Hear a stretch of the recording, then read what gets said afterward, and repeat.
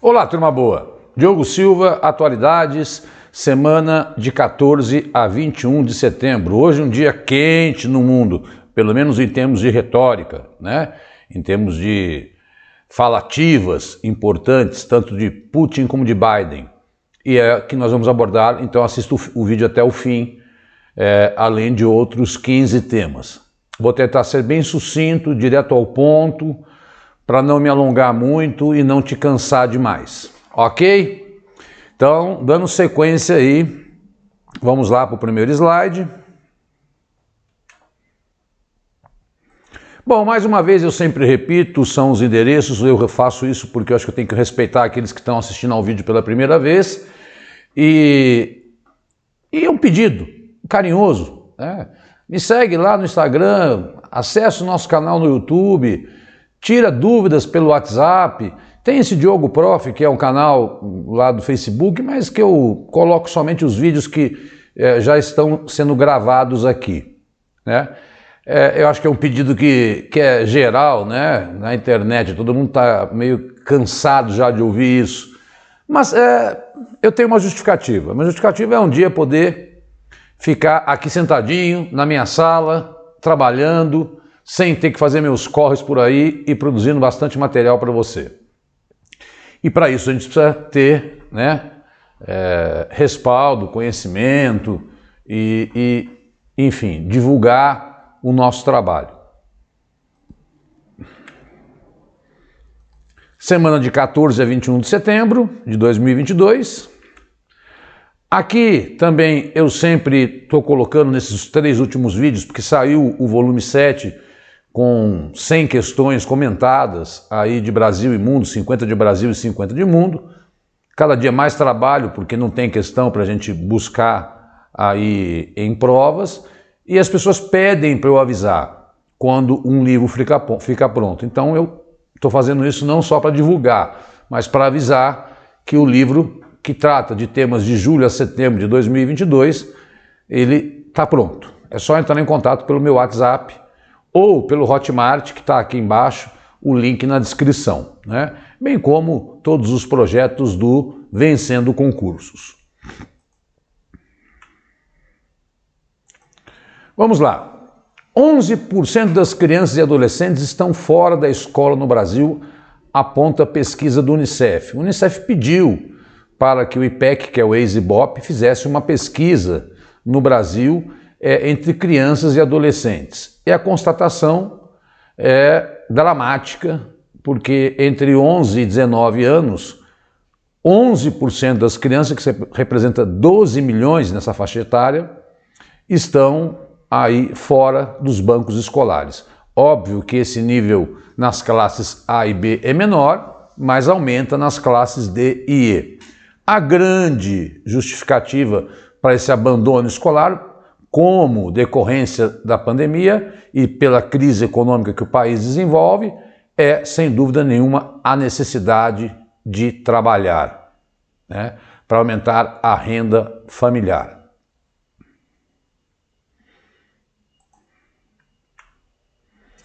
Bom, na mesma esfera, sobre educação, nessa última semana, o SAEB, que é o Sistema de Avaliação de Educação Básica, que faz pesquisas com crianças de 2º ano e de outros anos do ensino fundamental, chegou à seguinte conclusão: porcentagem de crianças do 2º ano que não sabem ler e escrever nem palavras isoladas, mais do que dobra na pandemia, diz INEP. De cada 10 alunos de 7 anos, mais do que 3 não estão alfabetizados. Resultados podem ser ainda piores que os indicados pelo SAEB, que avalia português e matemática, porque estados como Roraima registraram taxas de participação no exame abaixo de 50%. Olha, meu povo, em matemática, 2 em cada 10 não sabem somar e subtrair. Quando você pega a informação anterior e essa, né, quer dizer, não basta só que eles não estão indo para a escola, estão indo para a escola e não estão aprendendo, porque há falta de professores. Basta dizer que o governo de São Paulo anunciou um concurso para 15 mil professores. A Prefeitura de São Paulo, acho que se não me fala, são 3 mil. E as crianças, há uma redução também do valor da merenda, há cortes na educação, e o resultado é essa dramaticidade que nós percebemos que está acontecendo com a educação no Brasil. Sem dúvida nenhuma, a Covid é a grande responsável. Agora, não dá realmente para ensinar ninguém a ler e escrever pela internet, né? Já é difícil aqui dar aula de atualidades, né? Faço ideia, porque eu tenho que ser sucinto, rápido, mas observem que esses dados são muito importantes para as provas de atualidades, dados esses que as bancas gostam muito de levantar em questões. Eu já estou colocando isso no livrinho 8, mas que só vai ficar pronto em dezembro, né? Porque eu preciso que os fatos ocorram, como eu sempre digo. Muito triste, né? Essas duas notícias iniciais. Bom, acho que chegou ao fim, não. Polêmica que não acaba mais. Hoje até vi manifestações aí dos enfermeiros. Piso salarial da enfermagem. A lei foi suspensa pelo STF, né? Então, o que aconteceu? Houve uma votação a pedido do Conselho Nacional de Saúde, afirmando que aquele piso de 4.000, eu vou até sair daqui, 4.750 reais para enfermeiros, depois caindo um pouco para os técnicos de enfermagem, não poderia ser pago, principalmente em municípios muito pobres, e que levaria uma demissão em massa, já que o impacto, né,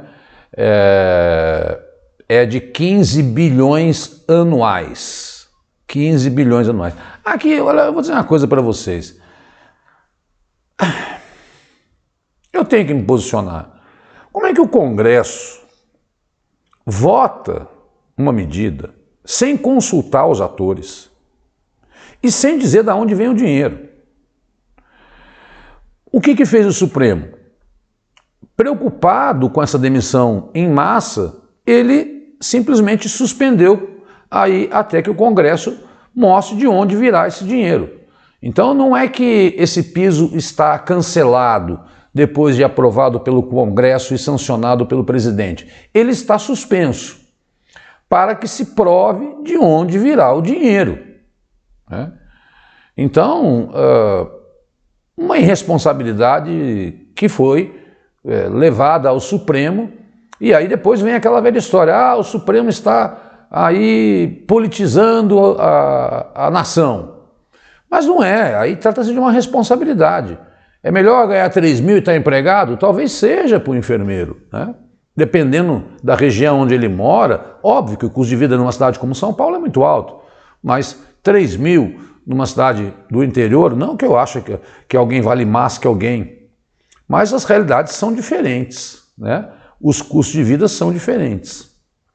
Enfim, uma lambança, para dizer ao bem da palavra. Está suspenso esse piso, vamos aguardar o que os entes políticos decidem a esse respeito. Moraes revoga liminar e IPI cai para a indústria.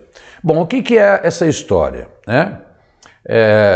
O governo editou 4 medidas provisórias reduzindo o imposto sobre produtos industrializados para tentar conter o avanço da inflação.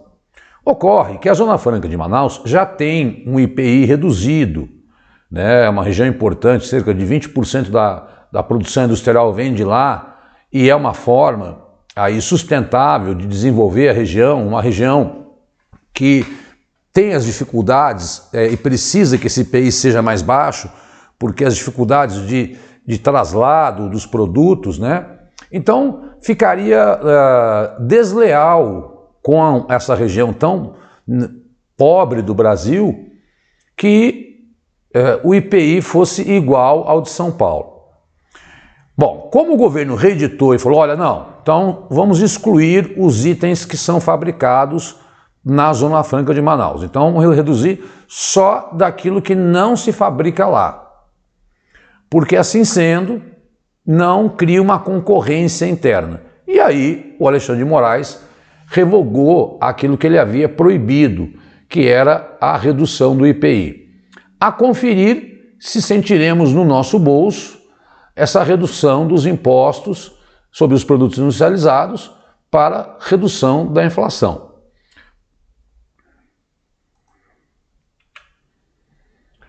Bom, mais uma notícia dessas absurdas, né? Todo mundo viu. O jornalista pede perdão a Vini Júnior, mas diz que fala não foi racista. Bom, um jornalista espanhol comentou num jogo do Real Madrid, Vini Júnior era um jogador do Real Madrid, que ele deveria parar com macaquice. Isso foi entendido pelo mundo todo, né, como uma fala racista. Não só ele, saindo daqui para você ver a notícia. Isso já caiu em prova em vários outros momentos. Também, às vésperas do jogo entre Real Madrid e Atlético de Madrid, a torcida, né, do Atlético de Madrid chamava Vini Júnior de macaco. É algo que não dá mais para a gente entender no mundo de hoje, né? Eu repetidamente tenho chamado a atenção, não para casos isolados, que eu não gosto muito, mas questão de racismo já caiu muito em prova, tá? Porque ele dança, ele marca gol, ele é feliz, o gol é o momento auge do futebol e ele sai a dançar. E os espanhóis se sentem aí ultrajados com esta comemoração e partem para uma agressão desumana, né, criminosa, contra um menino que é do bem. Ele tem trabalhos em São Gonçalo, a família dele, de ajuda humanitária fantástica, né? Não só ele passou por isso, vários outros atletas de vários outros países passam por essa situação. Outro dia mesmo num jogo da Universidade da PUC, jogos universitários, começaram a agredir um atleta aqui no Brasil. É um caso, Diogo, racismo isso tem todo dia, né? Eu sei que é uma questão estrutural, mas quando repercute no mundo todo e leva o próprio jornalista a dizer, não, eu quis dizer que essa é uma expressão aqui espanhola, que é idiotice, o que ele fica fazendo, essa palhaçada, ofende a torcida adversária, não me parece bem ao bem da verdade, né?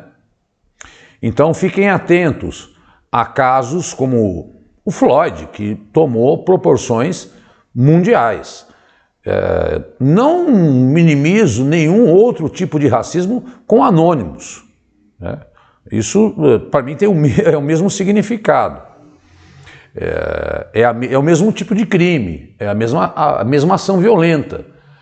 Então, fica aí o nosso repúdio aqui a essa atitude do jornalista espanhol e da torcida do Atlético de Madrid contra esse garoto que é extremamente talentoso.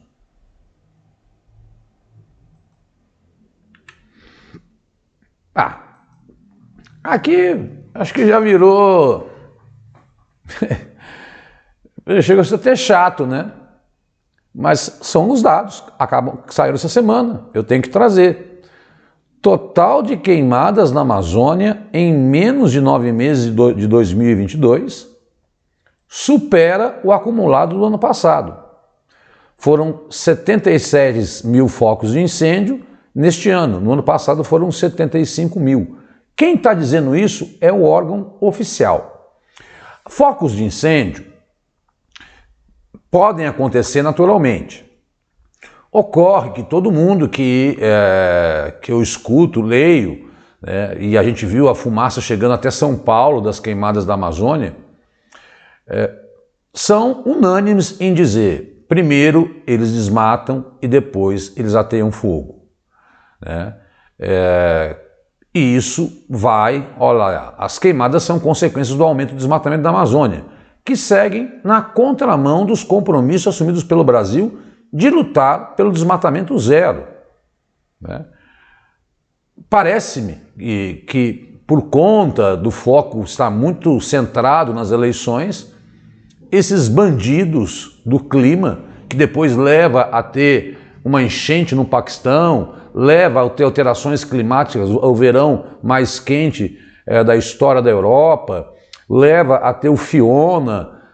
Não estou dizendo que é uma causa direta, mas que isso só acirra o aquecimento global, produzindo as tais mudanças climáticas.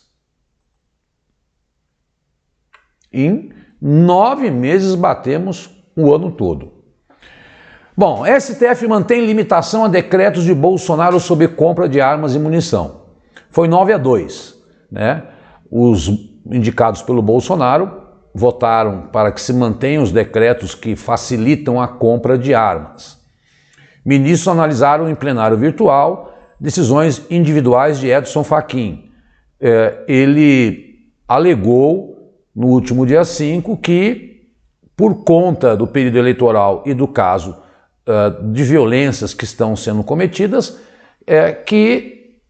vou sair daqui para ler para vocês. Nas decisões, Fachin determinou que a posse de armas de fogo só pode ser autorizada a pessoas que demonstrem concretamente, por razões profissionais ou pessoais, possuírem efetiva necessidade. Exemplo, pessoas que moram no campo e que não conseguem chamar o 90 e precisam da defesa. A aquisição de armas de fogo de uso restrito só pode ser autorizada no interesse da segurança pública ou da defesa nacional, não em razão de interesse pessoal. A quantidade de munição que pode ser comprada tem como limite apenas o necessário para a segurança dos cidadãos, de forma dirigente e proporcional. Todos nós sabemos que os CACs aumentaram e que hoje no Brasil, olha que dado que eu vou lhe dar, a população que não é da segurança pública possui mais armas do que os homens de segurança pública. Isto é um absurdo. E essas armas muitas vezes acabam, como nós já lemos em várias notícias, caindo nas mãos de facções criminosas. Meu Deus, que a paz reine nesse país. Está aí mais uma decisão do STF. Eu sempre chamo a atenção que as decisões do STF são sempre também muito cobradas em prova, porque impactam na vida cotidiana do Brasil. Não quer dizer que vai diminuir, até porque é necessário que haja uma fiscalização. E se os órgãos governamentais não fiscalizarem, a coisa continua como no campo da clandestinidade. Estou sendo bem sucinto hoje porque quero falar um pouco no final sobre uma questão muito importante. Hungria é uma autocracia, poder próprio, eleitoral, afirma o Parlamento Europeu. Resolução da União Europeia destaca a degradação da democracia no país governado pelo ultraconservador Viktor Orbán. A Hungria, né, tem sido aí criticada pelo Parlamento Europeu pela falta de democracia e pelos impedimentos humanitários que o país tem tomado aí com populações LGBTQI+, com questões de gênero, com questões da educação, interferências no campo da educação, apoio a outros países conservadores como Sérvia e Polônia e a própria neutralidade muitas vezes em relação à Rússia. Sei não, hein? Se a Hungria não pode ser expulsa aí do Parlamento Europeu, a conferir. Sendo isso ocorrendo, aqui voltarei eu para chamar a sua atenção para essa questão dos chamados blocos conservadores no mundo hoje. E destaco também os blocos de ditaduras de esquerda, citados pelo próprio Bolsonaro, como a Nicarágua e a Venezuela e Cuba aqui na América do Sul. Para dizer que eu estou andando de um lado só, existem também as ditaduras de esquerda que nós conhecemos e devemos condenar.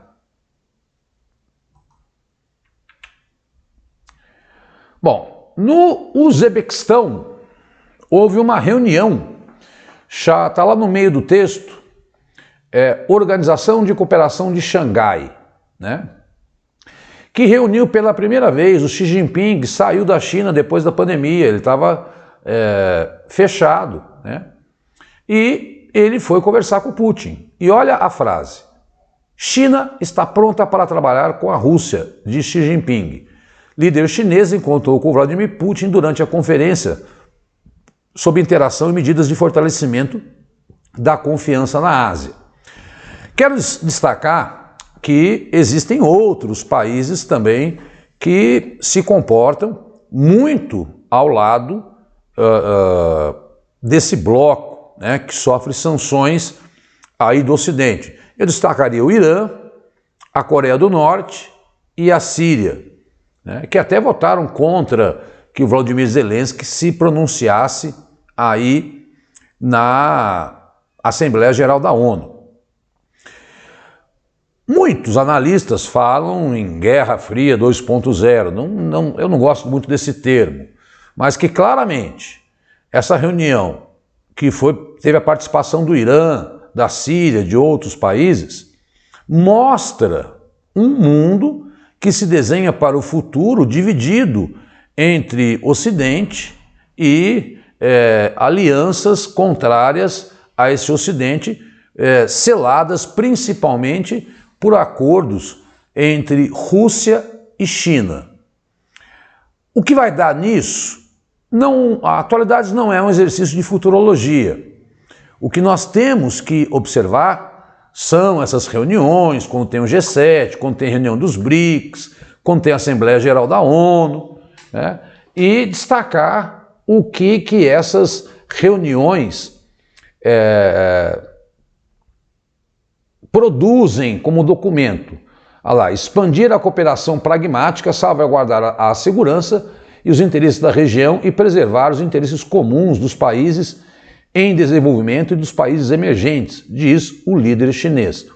Claramente ele está muito preocupado com a intervenção americana ou possível ajuda americana à ilha de Taiwan, que nós já falamos em vídeos anteriores.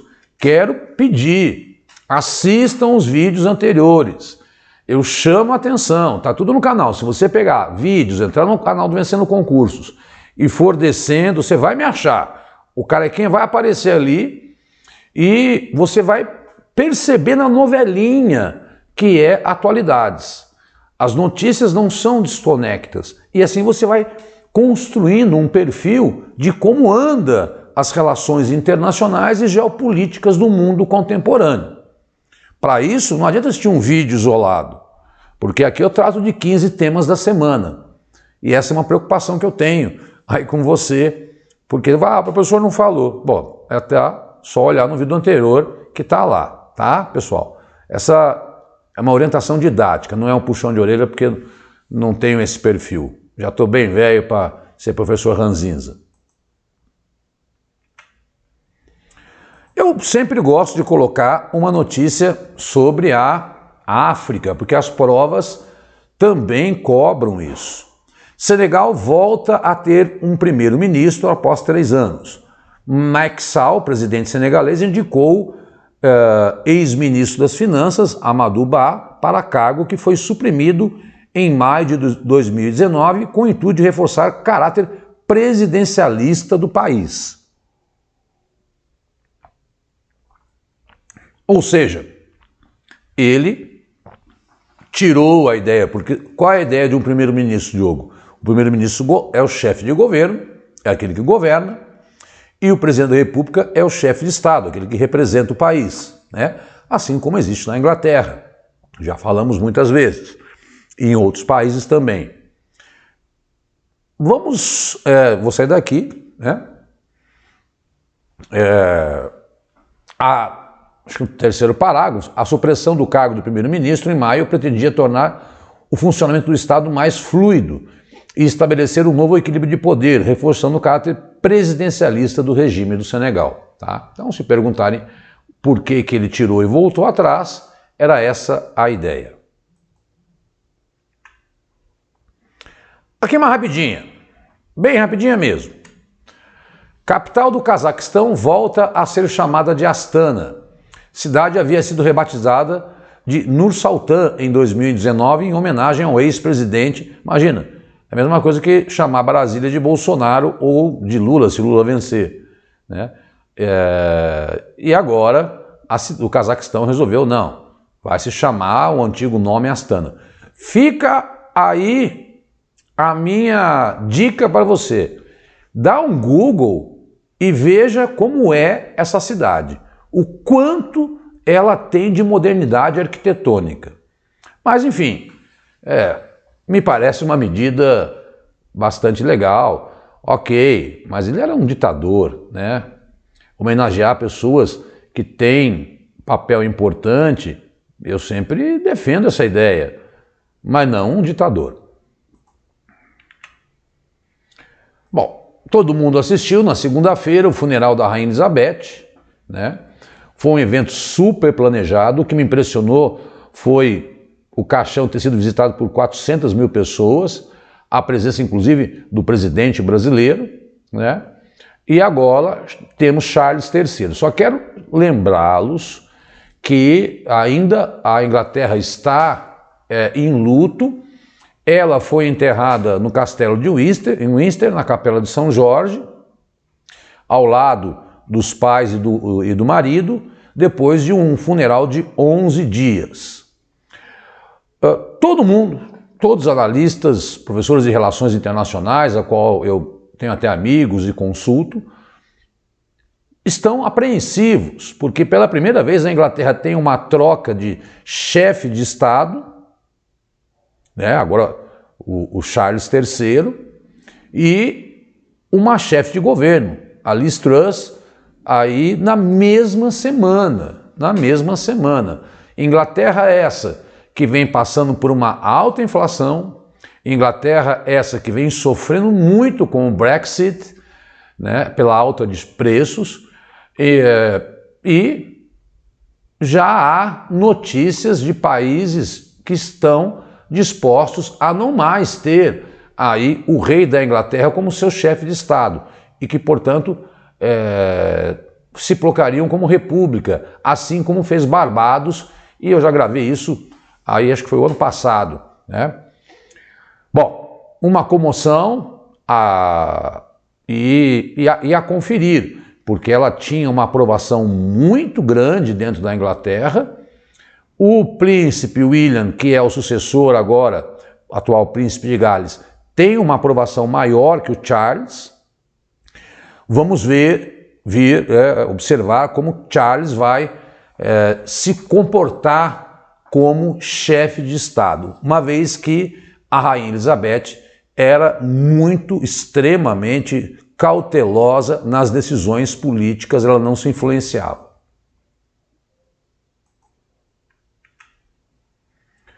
Aí, eu já falei, né, o furacão, essa época é uma época de furacão.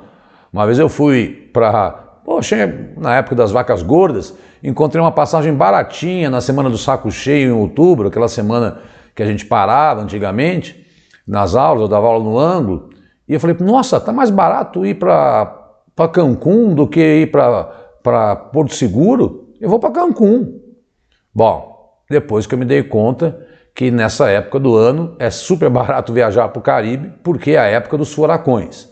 E Fiona é o nome dele, atingiu Porto Rico nesse domingo, afetando mais de 3 milhões de pessoas. Os americanos, os ventos chegaram a 140 km por hora. Houve um terremoto no México também, mas isso não tem nada a ver, terremoto é movimentação, não tem nada a ver com alteração climática.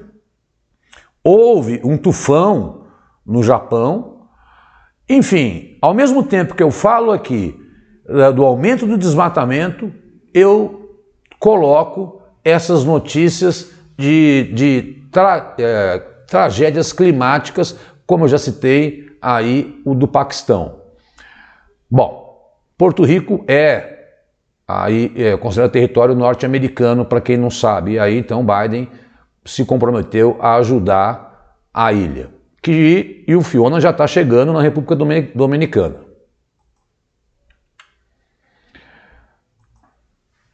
Quando eu começo a terminar minha aula, já estou indo aí para 30 minutos, vem a notícia e o Zelensky estava ouvindo agora, estou gravando hoje, dia 21, agora são 19h19 da noite, e eu estava escutando o Zelensky falar que 440 corpos foram encontrados numa vala comum. A Rússia desmente, na cidade de Izium, que foi retomada pela Ucrânia. A Ucrânia, nas últimas 2 semanas, principalmente no leste, já retomou 6 mil quilômetros quadrados que estavam sob domínio russo, e se diz chocado, com a destruição da cidade, que lembrou muito aquele episódio de Bucha. Equipe dos Direitos Humanos da ONU planeja visitar esse túmulo coletivo, porque quando você identifica como é que eles morreram, você sabe se aquilo foi uma atrocidade ou foi um combate natural entre soldados. Bom, agora eu chego à grande bomba do dia de hoje. Olha o senhor Putin, momento de maior tensão da guerra, pelo menos nas falativas. Putin convoca 300 mil reservistas e faz ameaça nuclear. Não é um blefe. Em pronunciamento na televisão russa, o presidente disse também ter prorrogado contratos de soldados que lutam na Ucrânia por tempo indeterminado. Europeus se disseram preocupados com ameaças feitas após rápida contraofensiva das forças ucranianas. É uma reação dele, porque ele está perdendo território na Ucrânia. Eu deixei em vermelho, vou sair daqui, vou ler. Vários representantes do alto escalão de países da OTAN falam da possibilidade de a admissibilidade de usar armas de destruição em massa contra a Rússia. Falam de ameaça nuclear. Quero dizer a quem diz isso que nosso país possui uma variedade de armas de destruição, algumas mais modernas até que os países da OTAN. Isso não é um blefe. Ou seja, Putin ameaçou claramente usar armas de destruição em massa. Papa já saiu falando, todo mundo falou, bom, agora o cara está enlouquecido. Tanto é verdade, olha as 2 notícias que eu vou te dar. Depois que ele fez esse pronunciamento, sabe o que aconteceu? Os próprios russos foram às ruas condenar, porque os caras não querem ir para a guerra. 300 mil soldados, está doido? Quando começou a guerra eram 120 mil, ele está convocando 300 mil. Ou seja, está querendo realmente... E ele falou, eu não estou blefando não, vou usar arma nuclear. Mais de 1.000 pessoas contrárias a esse pronunciamento dele dentro da própria Rússia se manifestaram e foram presas hoje, nessa quarta-feira, considerando o fuso horário, eles já estão na quinta-feira, e nunca se tentou fugir tanto da Rússia para outros países para não ser convocado para a guerra. Então, eu diria, desde que eu estou gravando aulas, que hoje, dia 21 de setembro, com esse pronunciamento, é o momento no que se toca, no que diz respeito à narrativa, o momento mais crítico, mais temível, mais perigoso que essa guerra chegou. Não deu outra. Na Assembleia Geral da ONU, o primeiro a falar sempre por tradição, o Brasil, e o Bolsonaro falou ontem, fazendo defesa do seu governo, desde 55, está lá embaixo, vou sair daqui, o Brasil fez o pronunciamento de 20 temas, abordou temas da sua campanha, fez um balanço, isso aqui não sou eu que escrevi esse texto, é do G1, fez um balanço das ações do seu governo, atacou o PT e defendeu itens da pauta conservadora, que é aquela coisa Deus, família, propriedade e tal. Bom, depois dele, quem fala é o Antônio Guterres, que é o secretário-geral da ONU. E o terceiro a falar é o presidente dos Estados Unidos. Depois outros falam, né? Mas essa sequência aí que ocorre lá na Assembleia Geral, que reúne mais de 190 países. Biden critica a Rússia hoje, foi tudo isso de hoje. Não se pode vencer em uma guerra nuclear. O presidente dos Estados Unidos falou sobre a ameaça de ataque nuclear feita por Putin. Ele também citou insegurança alimentar global e mudanças climáticas. A guerra da Ucrânia é a guerra de um homem só, diz o presidente dos Estados Unidos. E mais, uma guerra nuclear não pode ser vencida e nunca deve acontecer. Óbvio, uma guerra nuclear é a destruição do planeta. Preocupante, preocupante. Eu acho que esse é o termo, né? A propósito, esqueci de falar uma notícia também que o Putin anunciou no seu pronunciamento. Ele vai fazer um referendo, e eu vou aguardar na próxima aula, eu abordo isso, um referendo nas regiões de Donetsk e Lugansk, que já estão sob o seu domínio, para saber se essas regiões querem ser incorporadas à Rússia, né? Que seria a retirada oficial, além, como já retirou a Crimeia, de parte do território ucraniano. Meu povo, está na narrativa, está na retórica. Eu não posso falar que está tendo guerra nuclear, está mentiroso, mas nunca o Putin foi tão incisivo, né, com essa fala à nação e convocando 300 mil reservistas. Qualquer notícia nova está aqui semana que vem, 28 eu volto e trago para você aí o desenrolar, mas sugiro que você fique bastante atento, né? Porque desde que a guerra começou, eu diria que hoje é o dia mais tenso, sem dúvida nenhuma. Eu tenho certeza do que eu estou falando, tá? Pode ser que piore, tomara que não. Meu Deus, que tempos, hein? Bom, aqui repetidamente os livrinhos, são 7 livros, o azul e o salmão tratam de questões de 2021, o preto de questões de 2022, da transição ali de dezembro até fevereiro, o azul escuro de fevereiro a março, temas, né? O rosa de março a maio, o laranja de maio a junho, que é o volume 6, tá? E eu vou completar, na verdade, o 4, o 5, o 6, e o 7 e o 8 vão completar o ano de 2022. Serão 500 questões aí. Eu cobro R$25, é só ou tentar entrar pelo Hotmart aí, que tá o link aí embaixo, né? Ou me procurar. O 7, eu já falei logo no começo, né? De julho a setembro, desculpa, o 6 é de maio a julho. Depois que a pipoca foi cobrada a R$55 no Rock in Rio, eu acho, se eu soubesse o trabalho que dá a comentar e criar a questão, pra você ter uma ideia, só para você saber, eu consigo no máximo fazer 2 a 3 por dia, né? Porque eu preciso que ocorram notícias. E eu tenho certeza, quem tem comprado e tem retornado, tem gabaritado as provas de prefeituras, dos seus estados, né?